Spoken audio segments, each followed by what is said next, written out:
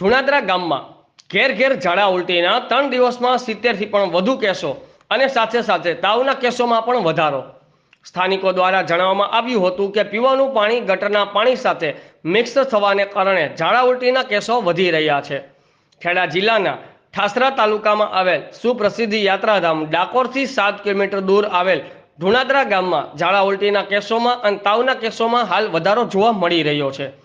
ધુણાદરા ખાતે આવેલ પ્રાથમિક આરોગ્ય કેન્દ્રમાં ઝાડા ઉલટીના 16 કેસ નોંધાયા છે, જેને લઈ ઠાસરા તાલુકા હેલ્થ ઓફિસરનો પણ ટેલિફોનિક સંપર્ક કરતા થઈ શક્યો ન હતો. નાના બાળકો પણ ઝાડા ઉલટીની ઝપેટમાં સપડાયા હોવાનું જાણવા મળી રહ્યું છે. સંબંધિત તંત્રના અધિકારીઓ વહેલી તકે જાગે તેવી સ્થાનિકોની માંગણી છે. બ્યુરો ચીફ અમિત પારેખ, આઝાદ મીડિયા લાઈવ, ખેડા.